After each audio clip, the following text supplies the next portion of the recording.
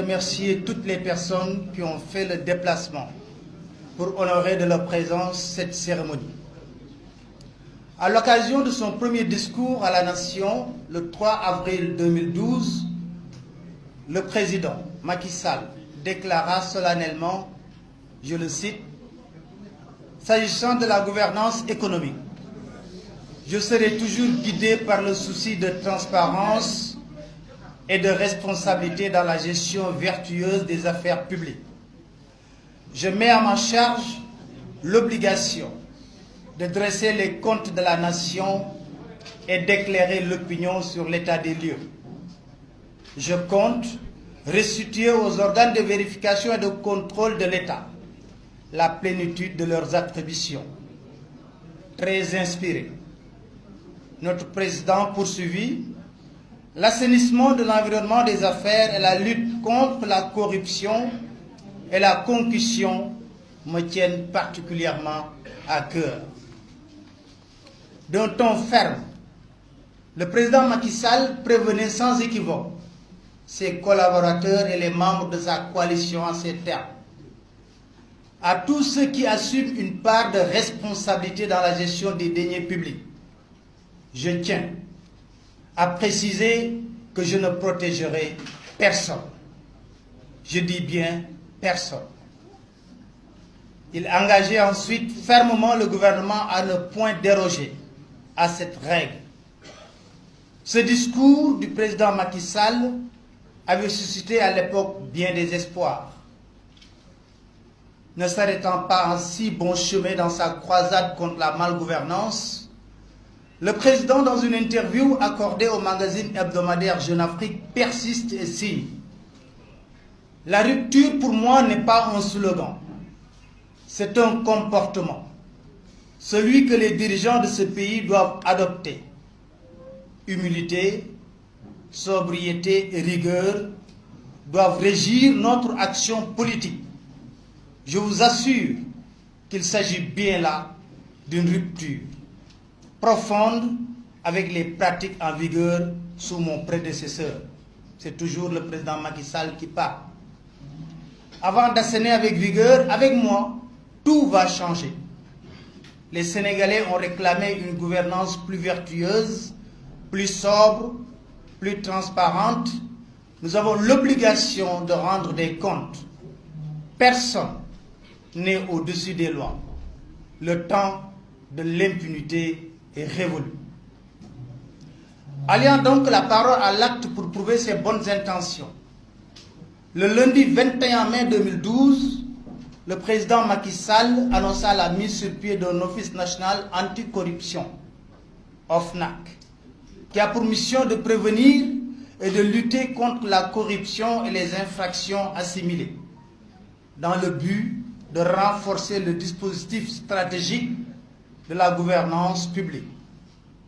Au cours d'une rencontre avec les inspecteurs généraux d'État et les membres du gouvernement, le chef de l'État déclare de manière solennelle: l'OFNAC, qui va être bientôt créée, sera une autorité indépendante, dont la mission consistera à la prévention et la lutte contre la corruption et les infractions connexes. L'OFNAC sera chargé de promouvoir l'intégrité et la probité dans la gouvernance publique. Cette structure sera dotée d'importants pouvoirs, notamment celui d'autosaisine, pour toute enquête ou investigation qu'il jugera utile. Avec la même verve, le président Macky Sall ajoute: d'ailleurs, je préviens tout le monde, l'OFNAC va aussi publier ses rapports. Pourtant, le Sénégal compte un nombre conséquent d'organes de contrôle, comme l'inspection générale d'État, la Cour des comptes, qui heureusement a publié ses rapports hier. Depuis 2014, la Cour des comptes n'a pas publié ses rapports en violation de la loi. On a aussi la Cour de répression de l'enrichissement illicite. On a la cellule nationale de traitement des informations financières, l'autorité de régulation des marchés publics, la direction centrale des marchés publics. et tout naturellement le dernier né, l'Office national de lutte contre la fraude et la corruption, OFNAC. Tous ces organes sont dotés de pouvoirs qui devraient leur permettre, faute d'éradiquer la malgouvernance, ce qui est une gageure, au moins, de la faire reculer notablement dans notre pays. Malheureusement, tel est loin d'être le cas. En atteste le dernier rapport sur l'indice de corruption qui place toujours le Sénégal dans la zone rouge. D'ailleurs, les Sénégalais s'interrogent même sur l'utilité de cette pléthore d'institutions de contrôle et se demandent à quoi elles servent finalement. La création de l'OFNAC avait suscité beaucoup d'espoir, mais il subsistait toujours une interrogation légitime. L'OFNAC allait-il pouvoir contourner, pour être efficace et efficient dans l'exercice de sa mission, les contraintes et obstacles érigés en permanence par le pouvoir politique sur le chemin des organes de contrôle?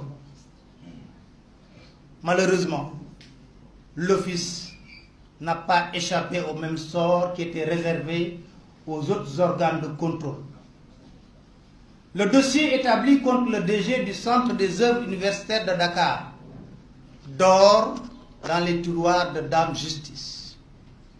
Mieux, plus d'une vingtaine de dossiers sont sur la table du procureur. Rien n'a été fait jusqu'à présent. Le rapport sur le coude nous a particulièrement intéressés.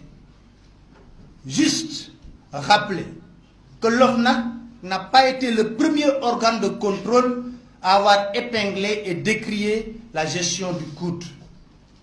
En vérité, le coude peut être assimilé à la vache à lait de ses directeurs au service de tous les régimes qui se sont succédés à la tête de ce pays. La polémique soulevée par le rapport de l'OFNAC sur la gestion du coude nous a poussé à vouloir en savoir davantage, ce qui a donné naissance à ce livre. Un livre qui s'est basé intégralement que sur le rapport produit par l'OFNAC. Nous voulons ainsi permettre à chaque Sénégalais, après lecture, de se fonder sa propre conviction. Telle est notre modeste ambition. Nous ne nous targuons pas d'être des journalistes d'investigation. Et avec toute la modestie requise, nous voulons et avons même l'obligation non seulement de participer quotidiennement au combat contre le pillage organisé de nos maigres ressources, mais également de démasquer le comportement de nos dirigeants véreux aux antipodes des valeurs cardinales de la bonne gouvernance. Je voudrais terminer mes propos en remerciant M. Modignan, l'oncle qui, malgré son état de santé fragile, m'a fortement encouragé dans mon travail. J'associe à ces remerciements M. Birahim Seck, coordinateur du Forum civil, connu pour son engagement sur les questions de bonne gouvernance. Le professeur Ibrahima Silla qui, spontanément, a accepté de venir participer à la cérémonie comme modérateur. Je remercie également M. Bougane Gueye Dany et l'équipe de D-Média qui m'ont apporté le soutien précieux pour l'événement. Sans oublier Nadia Banam avec qui j'ai partagé discrètement ce travail. Sur ce, je vous remercie de votre aimable